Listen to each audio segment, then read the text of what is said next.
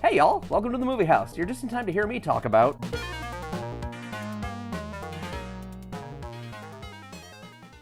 It's pretty sad that when I look back at the last half-decade of film, the best things I've seen have been a small handful of sequels, spin-offs, remakes, or adaptations. While these established franchises can bring in major fundage, they're usually creatively stagnant. Original blockbuster movies are needed to inject fresh ideas and perspectives into the industry. You can have sequels like Temple of Doom and Search for Spock, because that same year you would have had the likes of Ghostbusters, Gremlins, The Karate Kid, Footloose, and Beverly Hills Cop to balance out the sequelitis. Problem is, most original movies released today are unwatchable, pretentious crap. And here I was, braying like an ass on my review for Nosferatu about how there's no new good original mass appeal movies, only for one to come along.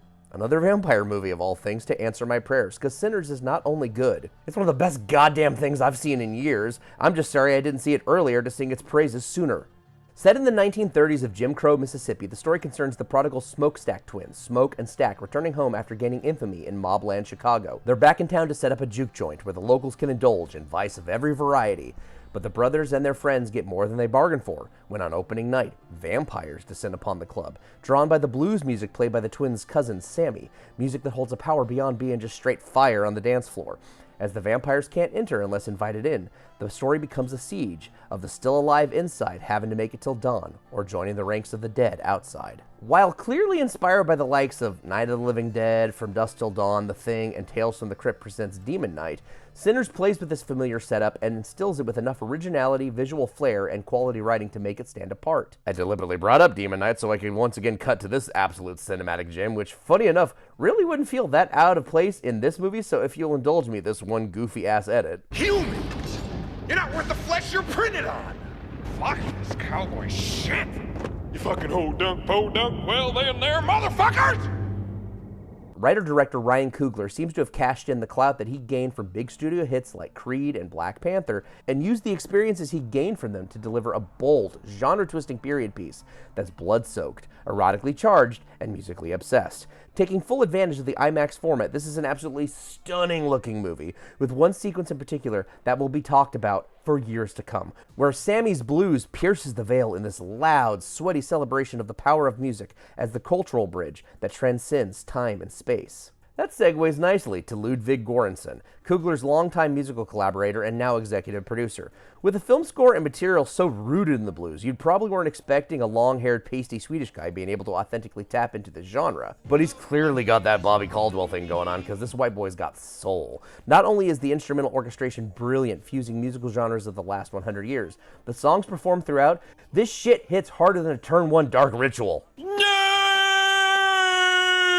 Even the vampires get an absolute banger, and like the rest of the songs, hold actual narrative significance. This is going to be on constant rotation on my music player from this point on, joining the likes of Tron Legacy, Man of Steel, and the Waterworld soundtrack. And I haven't even touched on the cast yet. I've always liked Michael B. Jordan as an actor. Him and Coogler have that Scorsese-DiCaprio thing. His performance as Killmonger is a big part why Black Panther is anywhere near as good as it is, but his dual performance here is maybe his best work yet. With so many subtle things to make each brother unique, such as Smoke needing Stack to roll his cigarettes for him due to having tremors from his experience in World War I.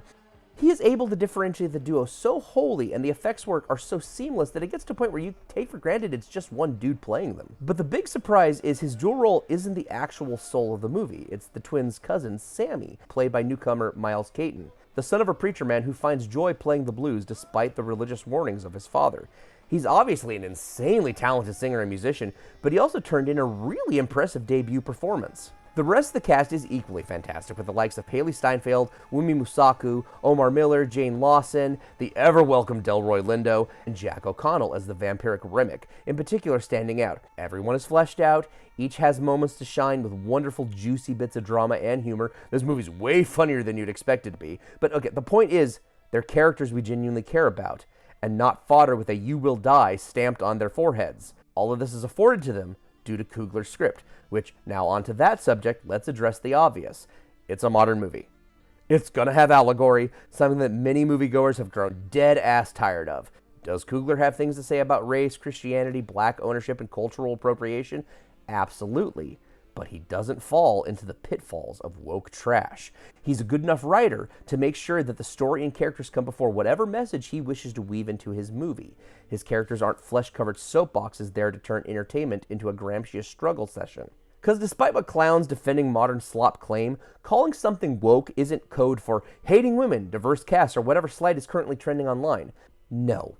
Calling something woke is criticizing the likes of lazy, pandering race or gender swaps, performative virtue signaling, and cringe contemporary political proselytizing shoved into stories with the bluntness of a Christian rock song.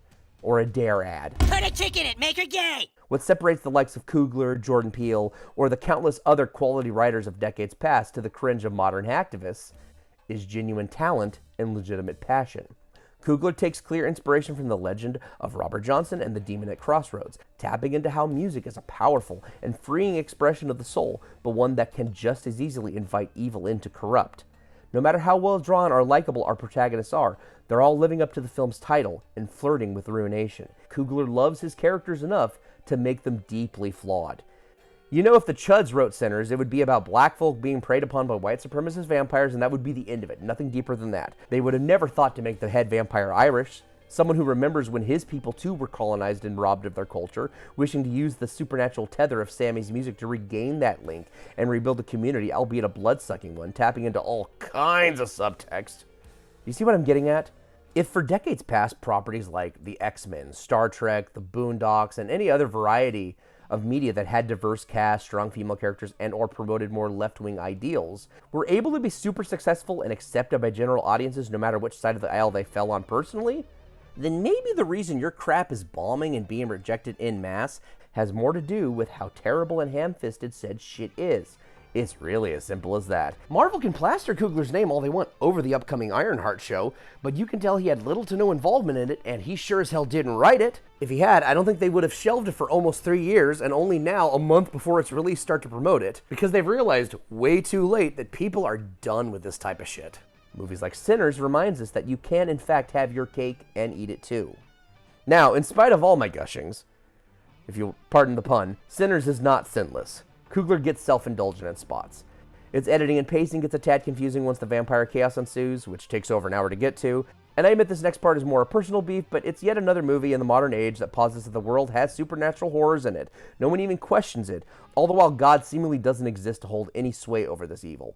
I miss when God was part of horror movies. As meh as the new Salem's Lot was, at least it got that religious aspect of it right. It could also be said that the movie suffers from Return of the King-ism, ending like 3 times only for it to keep going through the credits, which, warning, stay through the credits. This doesn't have some pointless key jangly stinger like a Marvel movie. The movie keeps going through the credits, getting to the film's actual ending, like the remake of Dawn of the Dead did. This didn't really bother me, but these multiple endings aren't helped by the 2-hour, 17-minute runtime. Quite long for a horror film, especially an admittedly not particularly scary one, which might annoy more casual horror fans looking for constant boo shit. But these still can't undo how much this flick gets staggeringly right. It's still Coogler's strongest effort, and it left me juiced walking out of the theater in a way I haven't felt in a long-ass time. That feeling trumps whatever criticisms I have. The industry needed this. An original movie that's not only overwhelmingly loved by general audiences, but a solid financial hit as well, with an easier-to-hit profit margin with its outright conservative $90 million budget.